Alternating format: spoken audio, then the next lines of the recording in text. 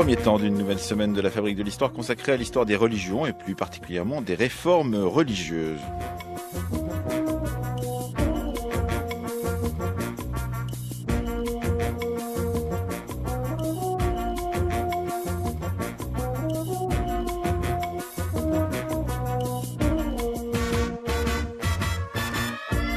En ouverture de cette semaine qui nous permettra de parler demain du Concile de Vatican II dans un documentaire, mardi des réformes religieuses de l'islam au XIXe siècle, jeudi des réformes du judaïsme médiéval. Nous avons le plaisir de recevoir en première partie de cette émission Christiane Klapisch-Zuber qui vient de publier chez Alma un beau livre sur l'iconographie du bon larron, celui qui accompagnait Jésus lors de sa crucifixion, un livre qui s'intitule Le voleur de paradis. De crucifixion, il est d'ailleurs question également en ouverture de la série documentaire Jésus et l'islam, conçu et réalisé pour Arte par Gérard Mordillat et Jérôme Prieur, les auteurs entre autres de Corpus Christi.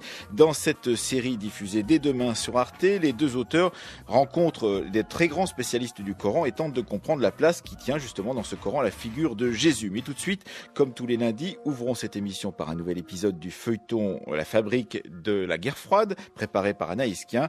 Aujourd'hui, épisode 14, le télégramme Kenan avec Alexandre Riosbord. We must remember that Australia, New Zealand and Canada directed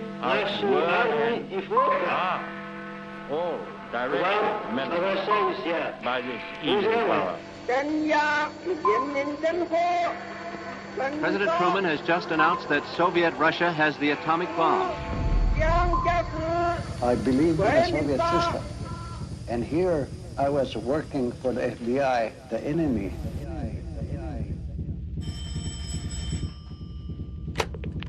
La fabrique de la guerre froide.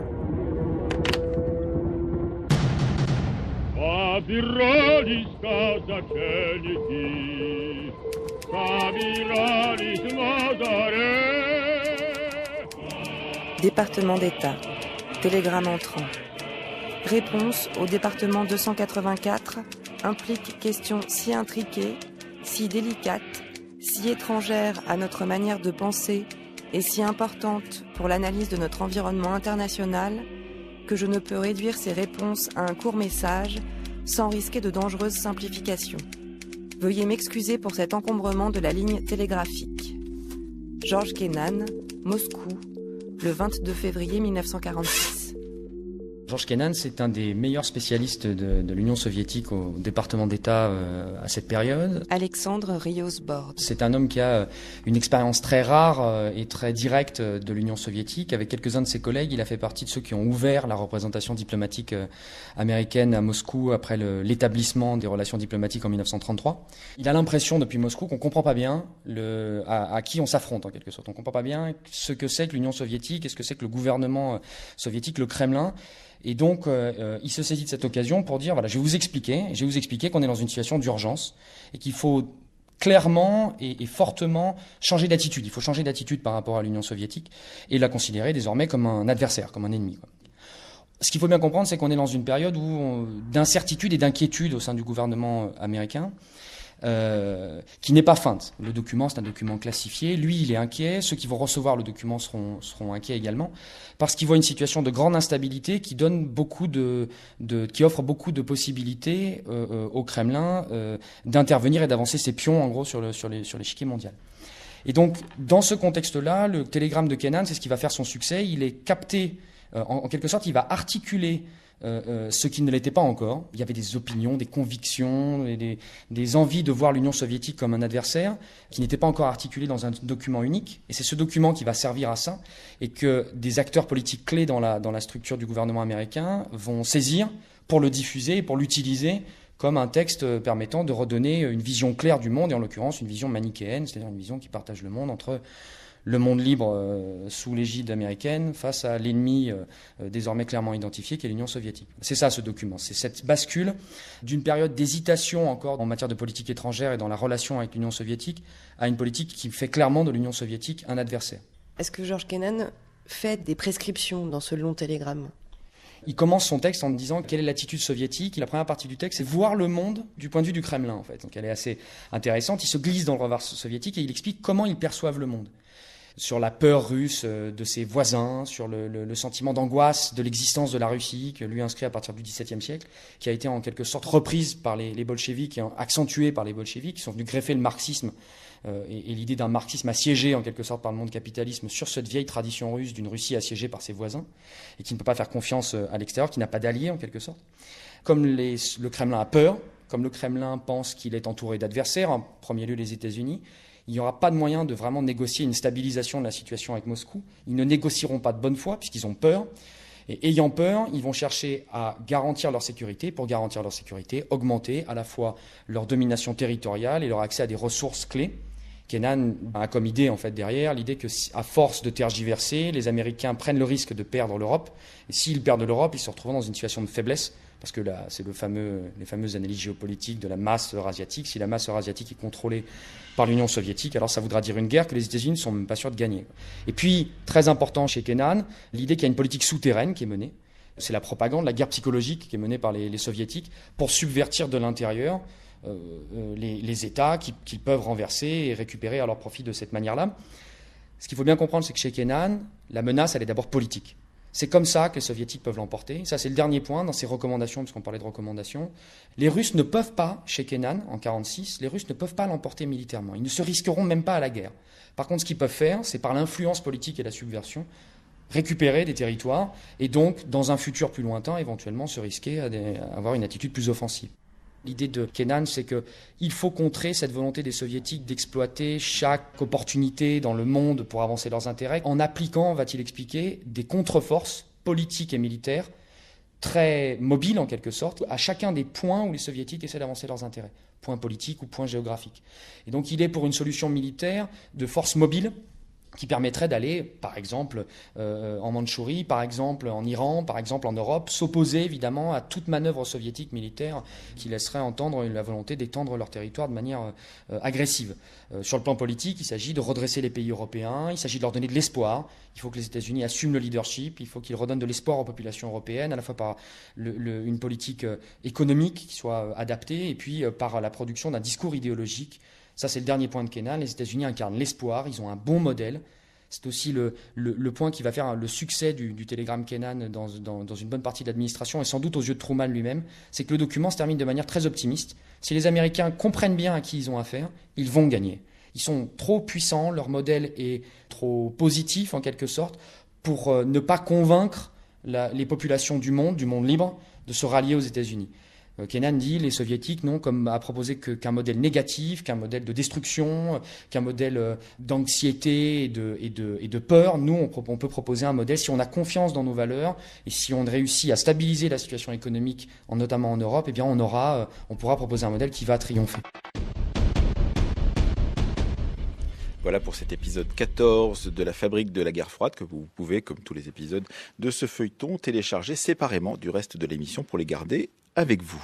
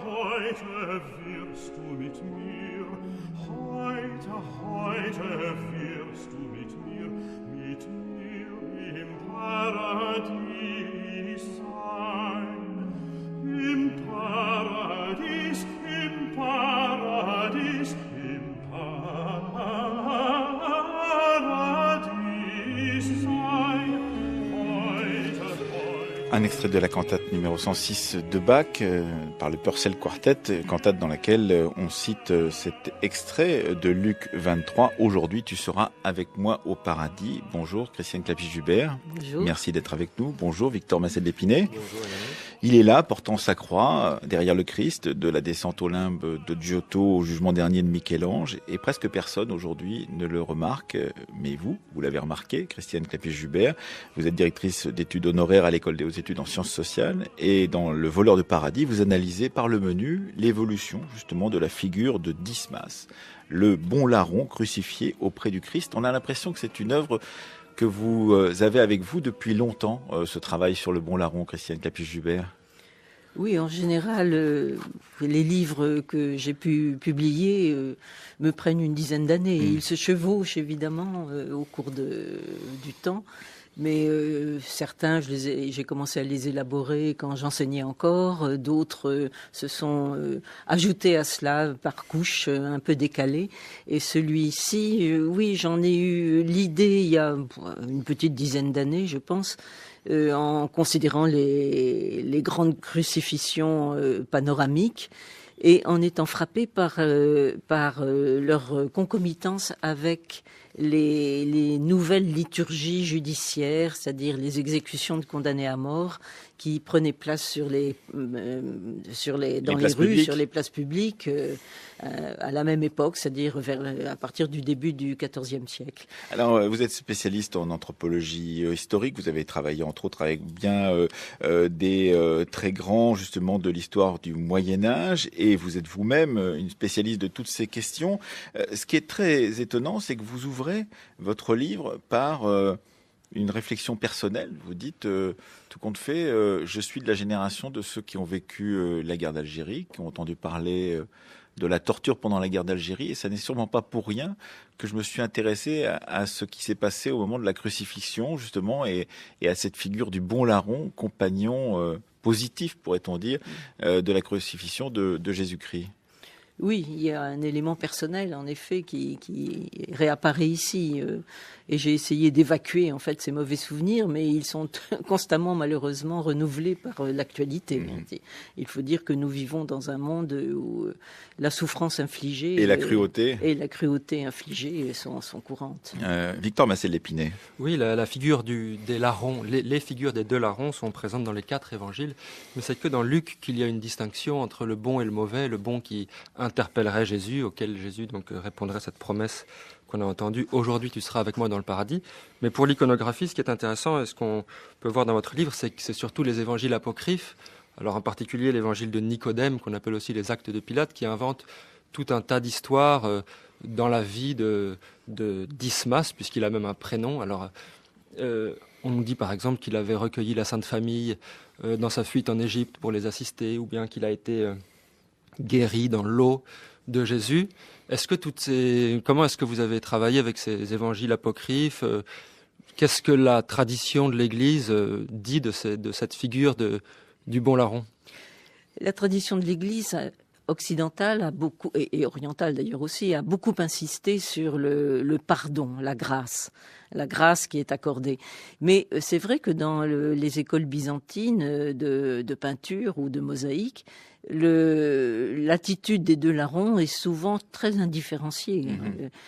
Au contraire, dans l'Occident chrétien, on a vraiment délibérément choisi l'évangile de Luc qui parle en effet de ce dialogue entre Jésus et celui qui va devenir le bon larron, et qui donc induit les artistes à différencier les deux larrons, à en rapprocher l'un du Christ et l'autre, au contraire, à le faire se détourner du Sauveur. Alors, c'est tout à fait étonnant parce que on pourrait dire que c'est presque une enquête policière que vous menez, Christiane Clapiche-Joubert, pour Le voleur de paradis, puisque vous prenez toutes les représentations, depuis les premières d'entre elles, au IVe siècle souvent, sur le portail d'une église Santa Sabina, d'une église romaine, ou d'autres représentations de cette date-là, jusqu'à la fin de l'époque médiévale et au tout début de l'époque moderne, jusqu'au XVIe siècle.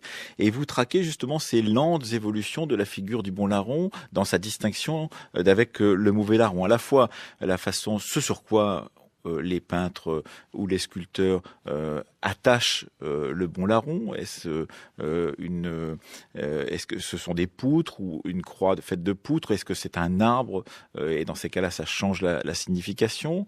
La façon aussi dont ils sont attachés, la façon dont ils sont positionnés, est-ce devant, derrière le Christ? Est-ce que l'un regarde le Christ et l'autre pas? Etc., etc. Christiane Clapis-Joubert. Oui, je crois que je me suis plus attachée, plutôt qu'à faire une étude statistique, ce qui aurait été possible, entrer toutes les crucifixions d'Occident, par exemple, dans un fichier et voir j'ai cherché à percevoir les variantes, les variations, les moments où quelque chose change et s'instaure. Par exemple, en effet, l'attitude de se détourner ou de se révulser, de refuser son châtiment. L'attitude inverse du bon larron qui, au contraire, accepte, se soumet à son châtiment.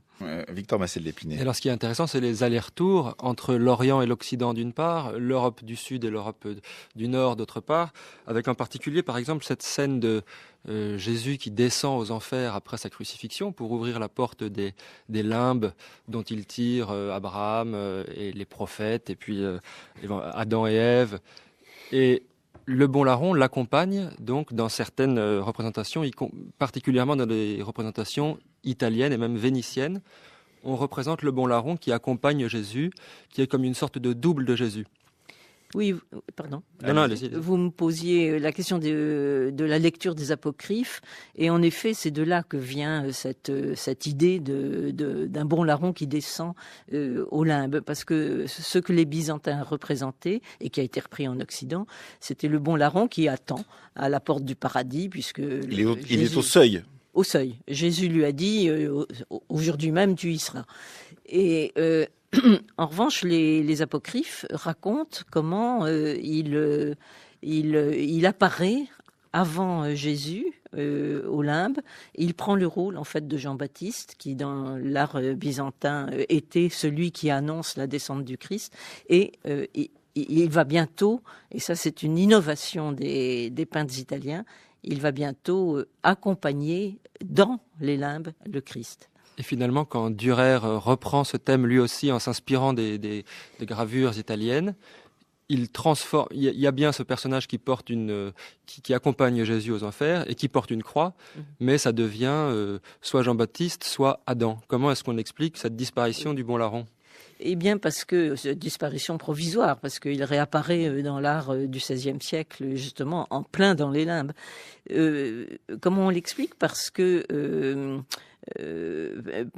est trop apocryphe en fait, et que il n'est pas assez canonique. Ouais, c'est gênant quand même de raconter cette histoire. Les gens veulent bien le croire, mais ça n'est vraiment pas tout à fait canonique. Alors, à vous écouter, on pourrait croire que ce très beau livre, donc publié chez Alma, Le voleur de paradis, signé de vous, Christiane Clapis-Joubert, est un livre d'histoire de l'art. Ce n'est pas un livre d'histoire de l'art, c'est un livre qui mélange l'histoire de l'art, l'anthropologie historique, parce que vous insistez beaucoup sur cette floraison, dites-vous, de cette représentation du bon larron entre le XIVe et le XVe siècle, en particulier dans la Toscane médiévale, justement, de cette fin de Moyen-Âge.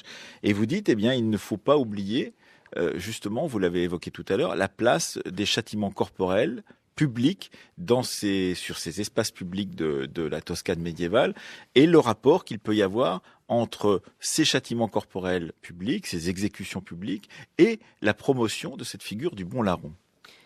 Oui, c'est ce qui est en effet tout à fait frappant. Je ne suis pas une historienne de l'art, je ne suis pas en effet vraiment une anthropologue. Je lis tout cela, mais je suis une historienne du social. Et donc, partie de cette génération qui a tout mélangé à la fois pour l'histoire des femmes ou pour tout un tas d'autres sujets. Oui. Et donc je pratique en effet une mixture de tout cela. Et en particulier, ce qui m'a intéressé, c'était le regard des gens.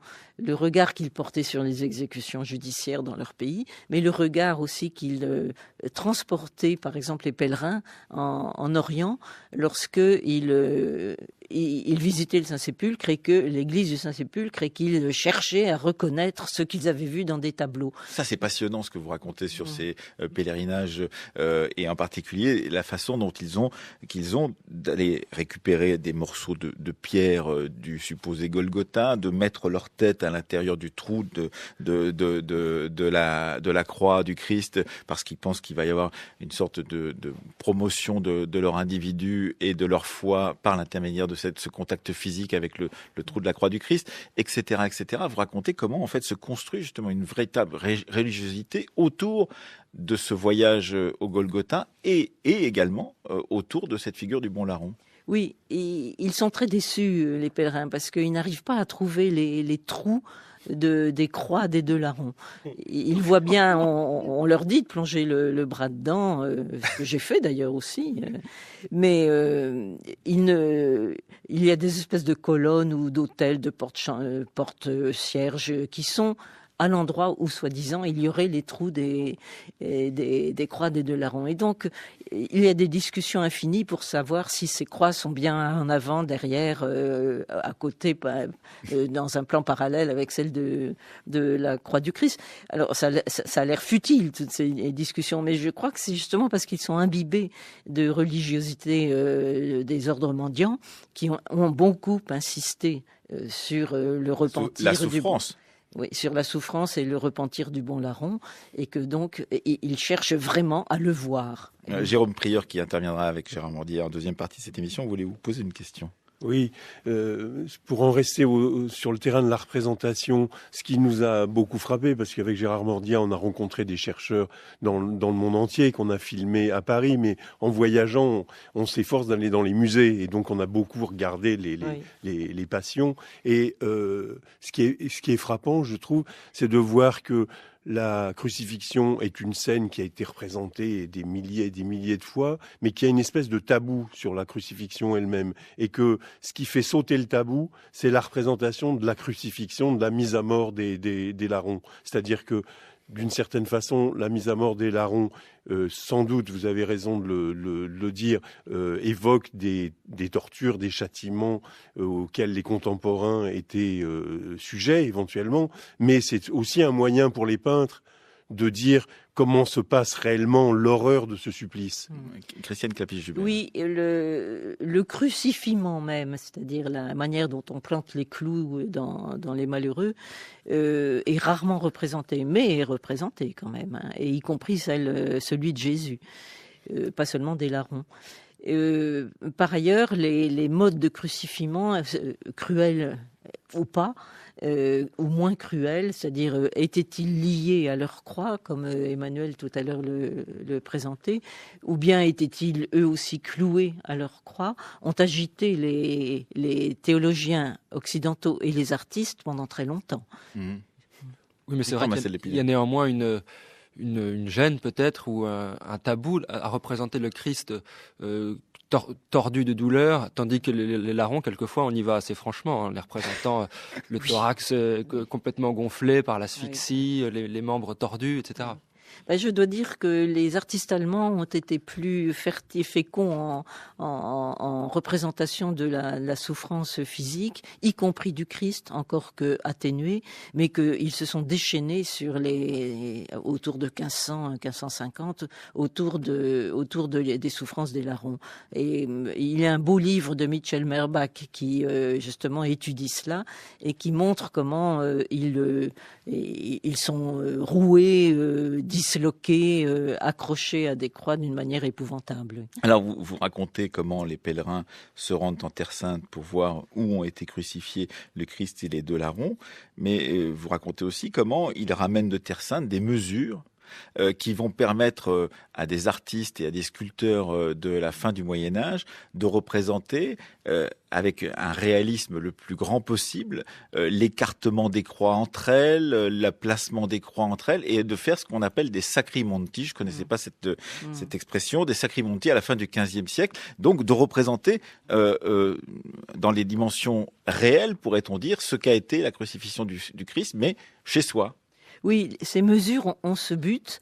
Et en effet, à partir de l'extrême fin du XVe siècle, on trouve de ces sacrimenti un peu partout, en Italie, en Allemagne, même en France, qui observent en effet les mesures. Mais il y a un autre aspect des mesures qui se rapproche davantage de la magie des reliques, c'est que les mesures ont elles-mêmes un pouvoir prophylactique, et que les rubans, les rubans qui ont pris les mesures de la colonne, par la circonférence de la colonne de la flagellation, ensuite servent à calmer les douleurs des femmes enceintes, etc. C'est-à-dire que tout ce qui a touché ce sol saint et sacré de Jérusalem peut devenir un objet de relique soi-même, une relique. Absolument, c'est en effet le contact qui génère ces possibilités. Et ce qui est frappant aussi, c'est que on trouvait exactement au 5e, 6e siècle des textes qui racontent la même chose. Victor Massé de l'Épinay. Oui, j'avais une petite question, Christiane Clapiche-Dubert, sur le titre de votre livre, puisque Jésus, dans l'évangile de Nicodème, donc cet évangile apocryphe, et puis aussi dans la légende dorée, est présenté comme le cambrioleur de l'enfer ou le voleur de l'enfer. Et je n'ai pas compris si c'est vous qui aviez inventé ce titre ou cette appellation, le voleur de paradis, ou si c'était quelque chose qui venait d'ailleurs. Vous n'avez pas vu une épitaphe, épigraphe au début du livre, je crois, qui cite Bernardin de Sienne, et Bernardin de Sienne est l'héritier d'une tradition qui qualifie Dismas de voleur de paradis, voleur du paradis. Voleur du paradis, puisqu'il a évité le purgatoire. Il a tout évité. Oui, et c'est ça qui est extraordinaire, parce qu'il devient une sorte de saint, il devient celui qui va permettre la bonne mort, en particulier à ceux qui se rendront à lui d'une certaine façon. Il va accompagner, on l'a dit, le Christ au limbe, et on voit tout le travail que vous avez mené, Christiane Clapiche-Dubert, se poursuit d'une certaine façon le travail qui avait été entamé par Jacques Le Goff autour du purgatoire, en vous interrogeant justement sur l'absence du purgatoire pour ce bon larron. Et on pourra peut-être conclure là-dessus, c'était assez étonnant. Voilà une période où le purgatoire a été inventé, tel que nous l'a raconté Jacques Le Goff, dans La naissance du purgatoire, et voilà un personnage qui peut se passer du purgatoire, alors que la grande masse des chrétiens vont y passer. C'est une belle exception, et j'en avais parlé avec Jacques Le Goff, et en effet, il avait été un peu étonné de ce destin extraordinaire. Oui, c'est-à-dire qu'il va directement au paradis, alors que les autres vont tous être obligés de passer par le purgatoire. Voilà. Alors qu'il a commis quand même des crimes, a priori, plus importants que ceux qui passent par le purgatoire. Mais son histoire propre occidentale démarre justement à l'époque de grands débats autour du purgatoire, qui ne sont pas clos. Une dernière question, Victor Massé de l'Épinay. Avec en particulier l'idée que la souffrance endurée sur la croix par le bon larron vaut purgatoire, puisque finalement il y a un rapport entre purgatoire et souffrance. Exactement. Et qu'en fait il l'aurait déjà bien souffert. Oui, parce qu'il n'est pas un vrai martyr. Il est châtié parce qu'il a péché, mais on ne peut pas le qualifier de martyr pour sa foi. Il est déjà en fait crucifié. Même si sur le plafond de la Sixtine, il est à côté de Saint-Sébastien qui tient ses flèches et de quelques autres grands martyrs. Oui, mais ça n'empêche pas. Il est au paradis, justement. Merci beaucoup, Christiane Clapiche-Dubert. On ne peut que recommander votre livre, Le voleur de paradis, sous-titré Le bon larron dans l'art et la société, 14e, 16e siècle, 29 € chez tous les bons libraires. C'est un magnifique livre qui nous permet aussi de réfléchir sur l'apparition et la disparition aussi d'une figure comme celle du bon larron. Un petit mot, il a disparu pourquoi ? Oh oui, parce qu'il n'a pas complètement disparu, puisqu'il était encore invoqué pendant la Seconde Guerre mondiale dans les bombardements de Vienne Donc il existe encore, d'une certaine manière. Et on le retrouve chez Beckett dans En attendant Godot. Je l'ai revu la semaine dernière au Bouffe du Nord, il y a une nouvelle mise en scène. Et au début de la pièce, il y a les deux vagabonds comme ça évoquent les larrons, et l'un d'eux dit... les quatre, sous-entendu les quatre évangélistes étaient là, et il y en a qu'un qui raconte qu'il y en a eu un de sauvé. Qu'est-ce qu'on en sait, puisque les autres le disent pas, quoi. Donc, ils ont la majorité. France Culture, La fabrique de l'histoire, Emmanuel Laurentin. Le Jésus du Coran est un personnage fantastique. Il n'est pas pour autant le Fils de Dieu. Moïse était un musulman. Jésus était un musulman. Le Coran transforme le judaïsme et le christianisme en hérésie de l'islam. L'islam n'est pas la religion de Mahomet. L'islam est la religion d'Abraham. Bonjour Anaïs Kien. Bonjour. Bonjour Gérard Mordillat et Jérôme Prieur qu'on a déjà entendu. Donc vous êtes les deux réalisateurs d'une nouvelle série, donc après Corpus Christi, après l'Apocalypse, Jésus et l'Islam, donc et également d'un livre que vous publiez tous les deux également qui s'intitule Jésus selon Mahomet, donc une coédition Arte Édition et Le Seuil. Alors une série de 7 numéros qui part d'un postulat un peu étrange, Gérard Mordillat, c'est-à-dire de se demander pourquoi Jésus est si présent dans le Coran. Oui, nous sommes partis de cette idée et de cette porte d'entrée, si je puis dire. Jésus est cité un certain nombre de fois dans le Coran, plus de fois que Mahomet, 11 ou 12 fois pour Jésus, 4 ou 5 fois pour Mahomet, mais c'est pas la chose la plus importante. Ce qui est très important, c'est la singularité absolue de Jésus dans le Coran. C'est-à-dire que lui sont attribués des titres que aucun autre prophète ne porte, pas même Moïse, qui est la grande figure du Coran, parce que Jésus est non seulement le Messie, le fils de Marie, et comme dans la tradition chrétienne, il y a la naissance virginale, le nouvel Adam, c'est-à-dire créé directement par le souffle de Dieu, il est le Verbe de Dieu, et surtout, il parle dès sa naissance. Dès que Marie a accouché, il parle. Ça veut dire qu'il est le seul prophète qui reçoit la révélation dès le premier instant. Ensuite, il fait des miracles, il ressuscite les morts, et il ne meurt qu'en apparence sur la croix. Eh bien, nous sommes partis de cette singularité absolue de Jésus à l'intérieur du Coran pour, au fond, nous engager dans ce texte extrêmement complexe et parfois difficilement pénétrable. Anaïs Kien. Oui, vous aviez déjà utilisé ce dispositif pour la série de films Corpus Christi que vous avez fait tous les deux il y a une vingtaine d'années. Il était question d'exégèse, il était question de commenter ces textes directement. Pour le Coran, le fait même de proposer le commentaire de ces textes touche à l'essence même et au statut de ce texte, de ces textes pour la religion musulmane. Jérôme Prieur, est-ce que c'était si simple que ça finalement de mettre en question ces textes de la même façon que vous l'aviez fait pour le christianisme ? C'est vrai qu'il y a une grande tradition exégétique dans le christianisme et que cette tradition exégétique, elle a existé dans l'islam, mais que entre le 9e et le 12e siècle, elle s'est beaucoup tarie.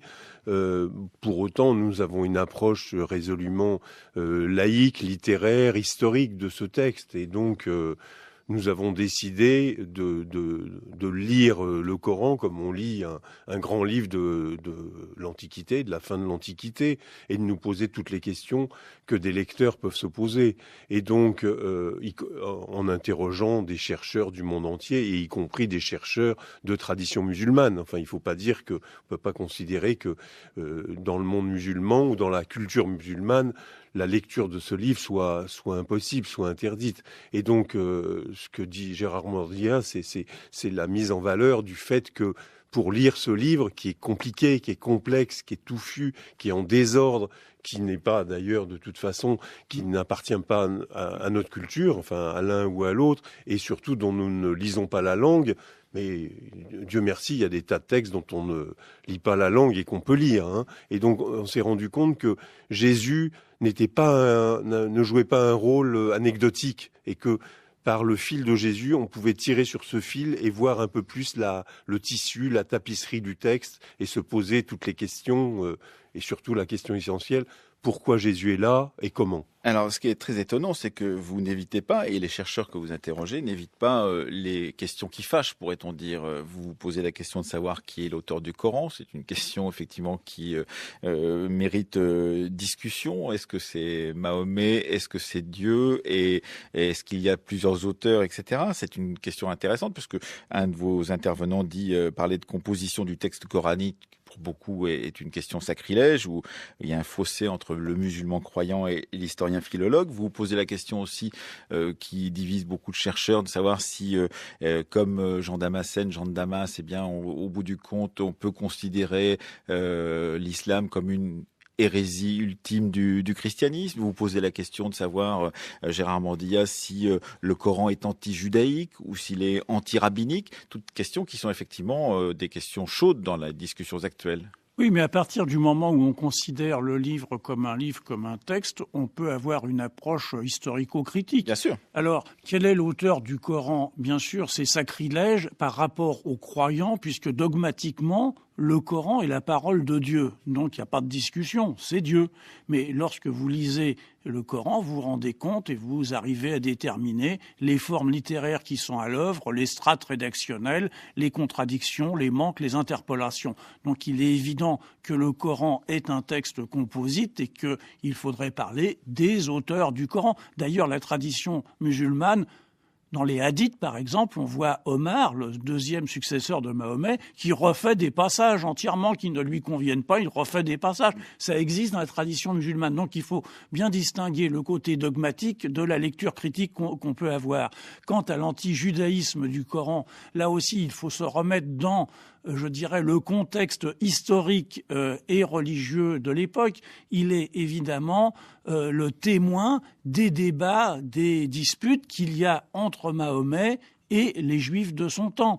Donc, il y a, mais de la même façon, dans le Nouveau Testament, on voit les disputes entre les partisans de Jésus et les Juifs de son temps. Le problème, c'est qu'on a fait de ces disputes circonstancielles des vérités éternelles et qu'on est passé d'un anti-judaïsme théologique, si je puis dire, à un antisémitisme au sens moderne. Anaïs Kia. Oui, ce qui est assez étonnant, parce qu'on en a vu pas mal dernièrement des séries comme ça, documentaires, qui convoquaient essentiellement des historiens, pas d'images d'illustration. Je pense notamment à cette grande série sur la Shoah de William Carell, où finalement, à la fin du visionnage, on avait l'impression que tous ces savants travaillant sur la Shoah étaient parfaitement d'accord sur ce qu'était l'histoire de la Shoah. Ici, vous mettez en scène d'une certaine façon à la fois tous les désaccords, tous les doutes, tous les problèmes de traduction d'ailleurs, tous les problèmes de mots, tous ces problèmes de langue, en convoquant cette communauté d'historiens, mais une communauté d'historiens tout à fait virtuelle, puisque vous les avez fait venir, vous avez eu ces grands entretiens avec eux. Mais est-ce que vous avez réussi à savoir, Jérôme Prieur et Gérard Mordillas, si ces gens se lisent, si ces gens échangent entre eux? Parce qu'il n'est pas ici question que d'historiens du Coran, par ailleurs. On a des historiens du judaïsme, on a des historiens de la chrétienté et des historiens également de l'islam. Jérôme Prieur.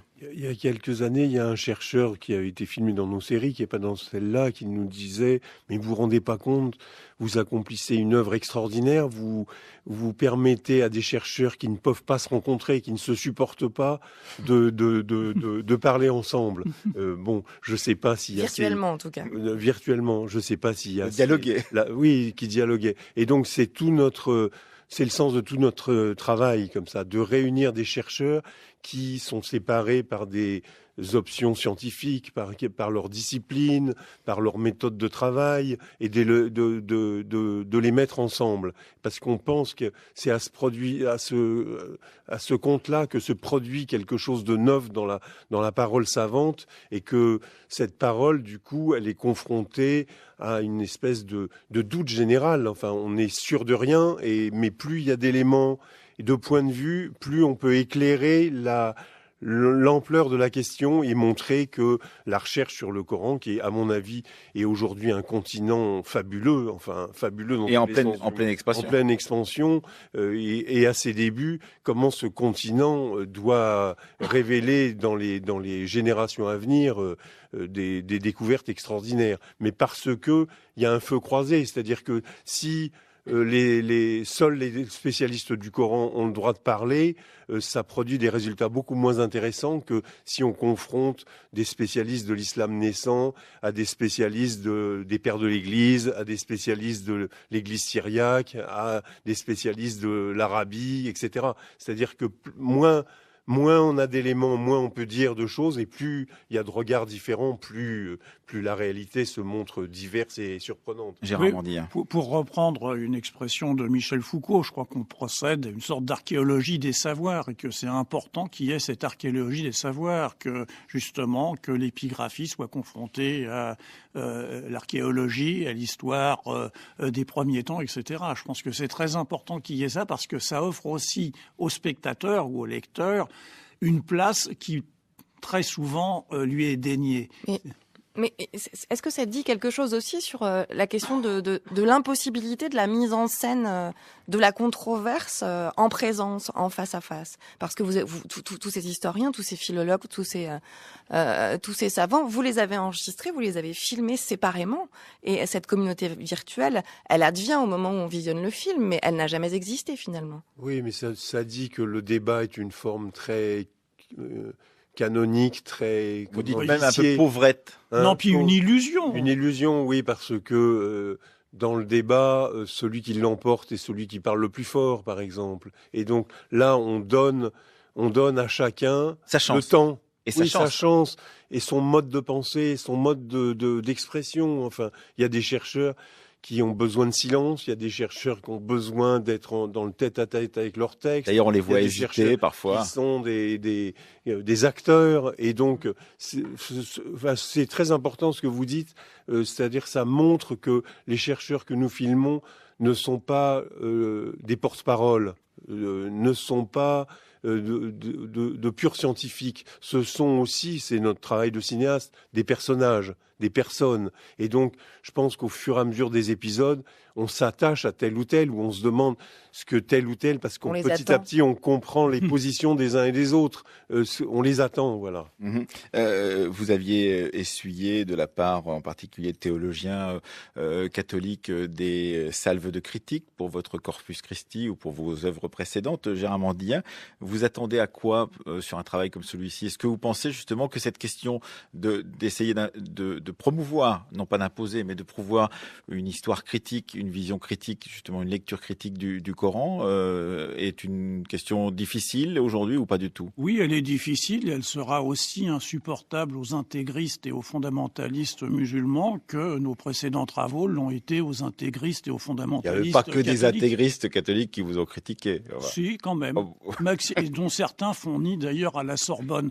Et on peut lire un certain nombre de choses qui sont assez ahurissantes, mais parce que ce qu'ils mettent en avant, ce sont des fruits déguisés, c'est-à-dire que c'est des curés militants qui font croire qu'ils sont des chercheurs. Je pense que pour ce qui est de l'islam, il y aura vraisemblablement le même type de réaction. Mais quand on voit la recherche au travail, et notamment de la part des chercheurs de tradition musulmane, beaucoup de ceux qui ont accepté de travailler avec nous aussi accepté dans la perspective de remettre de l'intelligence dans ces questions, de remettre du regard critique, de remettre de la distance, et pas simplement de s'agenouiller devant le texte en le répétant et en le récitant. Jérôme Prieur.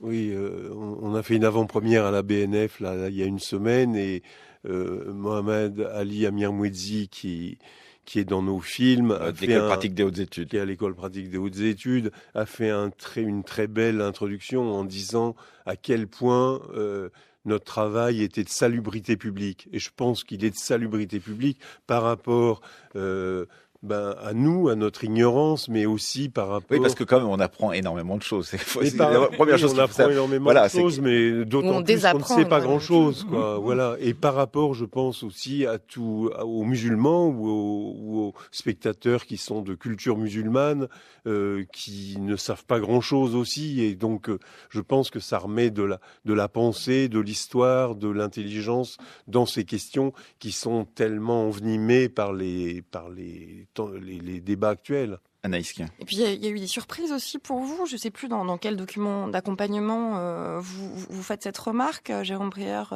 et Gérard Mordy. Vous avez trouvé beaucoup plus de femmes savantes qui travaillaient sur le Coran que sur de femmes savantes qui travaillaient sur cette question des textes coraniques que lorsque vous avez travaillé sur les textes chrétiens eux-mêmes, Gérard Mordy. Oui, c'est vrai que sur le domaine chrétien, il y a peu de chercheuses. Il y a l'américaine Paula Fredrickson, qui est une femme exceptionnelle, mais il y a peu de chercheuses, alors que c'est vrai que sur le domaine du Coran, mais peut-être parce que c'est un terrain encore tellement vaste à découvrir et tellement ouvert que c'est ouvert paradoxalement peut-être là aussi aux chercheuses femmes. Et on a eu la chance de tourner avec Patricia Crown, qui est une Américaine qui est décédée, qui était une grande historienne, une grande critique des textes, etc. Bon, c'est formidable. Ou Jacqueline Chabi qui fait une approche anthropologique, alors qui fait dresser les cheveux à tous ses collègues, mais en même temps qui nous permet de réfléchir.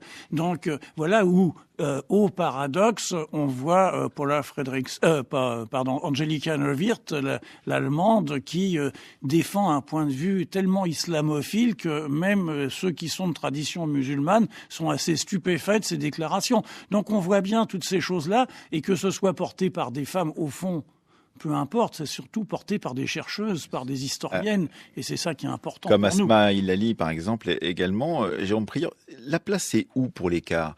Moi, je me pose une question quand on a des séries travaillées aussi précisément que celles que vous faites. Où est-ce qu'on peut laisser de l'écart ? C'est-à-dire qu'en fait, au bout du compte, tous ces témoignages se répondent, font avancer, etc. C'est ce que nous faisons en documentaire, en radio aussi. Et est-ce qu'il y a encore une place pour l'écart, justement, pour le moment de jeu, pour que l'auditeur ou le téléspectateur puisse se réapproprier autre chose que ce que vous avez rassemblé ?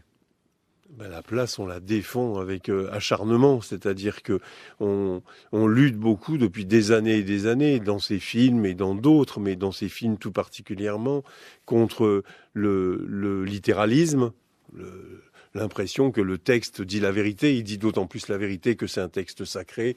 Donc, prenons l'histoire des larrons.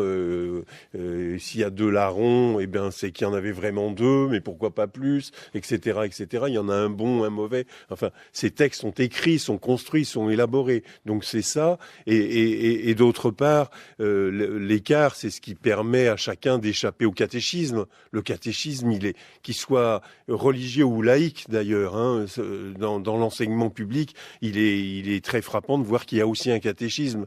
Et dès qu'on s'échappe du catéchisme, on se rend compte, là je repense à votre livre sur le bon larron, on se rend compte, et tout ce qu'on fait depuis des années, que le texte est beaucoup plus riche, beaucoup plus dense, beaucoup plus vertigineux, beaucoup plus contradictoire. Et donc ça nous permet de le lire. Naïskia. Et puis si cette série de documentaires c'est une série bavarde, les gens parlent beaucoup, oui. On n'a pas d'images qui permettent d'occuper un petit peu très belles images de Coran en parfois, mais très rarement. Ouais. Et de très belles images de chercheurs. Malgré tout, justement, j'y viens, Jérôme Prieur, on a des corps, et on a peut-être encore plus de corps que dans Corpus Christi et dans Apocalypse. J'ai l'impression que vous avez, d'une certaine façon, vous êtes emparé de ces corps parlants. Peut-être, enfin, il y a une solidité de ces corps qui va de pair avec la fragilité finalement des hypothèses, oui. Des esquisses de ce qu'on peut dire. Non, parce que c'est un texte très difficile, le Coran. C'est un texte aussi qui a pas de parallèle. C'est un texte, c'est presque un objet archéologique on faisait allusion à l'archéologie du savoir, mais presque à l'archéologie. C'est-à-dire, c'est un texte sans contexte, alors que dans l'archéologie, ce qui est essentiel, c'est d'avoir la preuve matérielle, la trace matérielle et le contexte. Et donc là, ce sont les mots qui servent de trace matérielle et dont il faut tirer le contexte.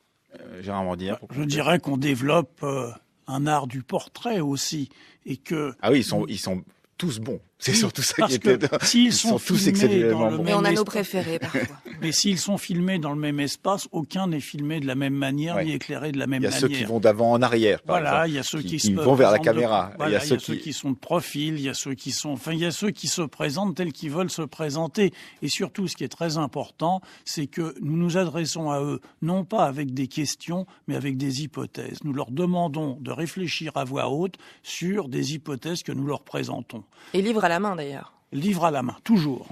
Merci Choubi Yalahoum, j'ai appris cette formule qui ouvre votre premier volet, donc il faut absolument regarder, c'est Jésus et l'Islam, signé Gérard Mordillat et Jérôme Prieur, et donc elle accompagne cette série qui commence demain sur Arte, un livre Jésus selon Mahomet qui paraît aux éditions du Seuil en coédition avec Arte. Merci à tous les deux.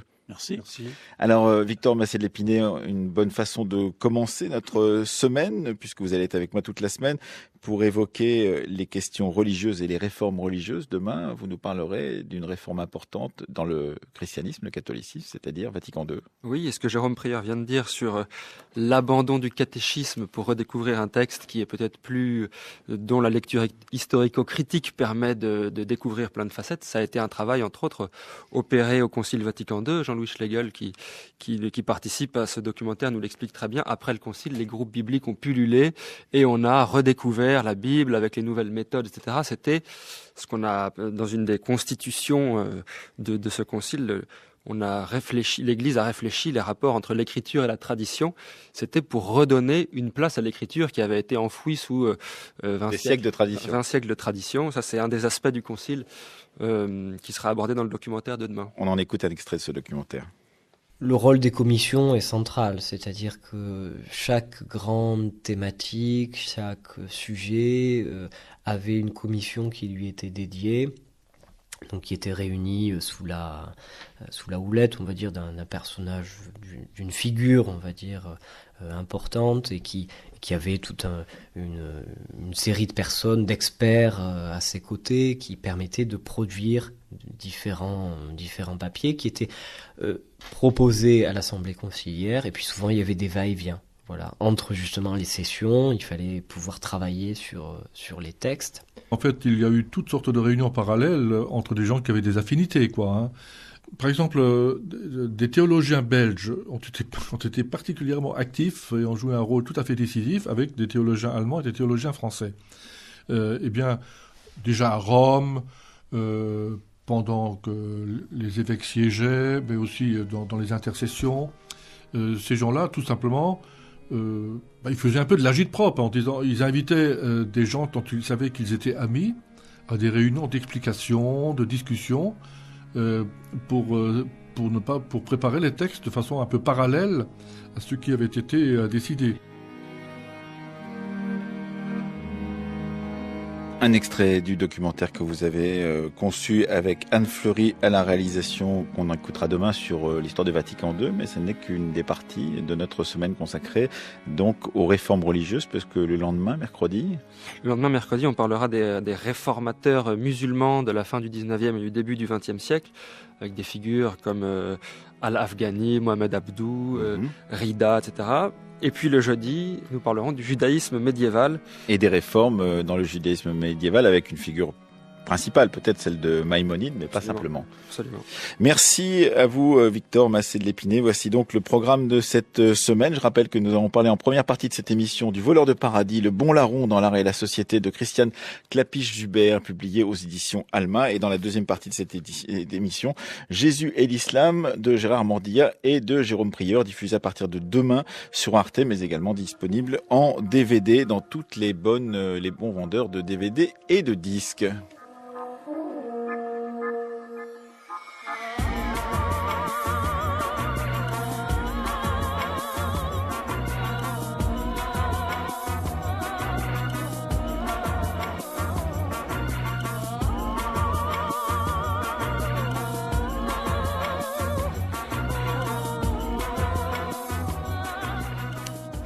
Comme d'habitude, cette émission a été préparée par Marivonne Abolivier et Aurélie Marseille. Élise Le était avec nous à la technique et Anne Fleury à la réalisation. Si vous voulez écouter cette émission ou toutes les autres, n'hésitez pas à aller sur le site internet de France Culture, www.franceculture.fr. Vous pouvez l'y écouter pendant 3 ans, la télécharger pendant 1 an. Laissez vos commentaires sur nos pages ainsi que sur le groupe Facebook des Amis de la Fabrique de l'Histoire.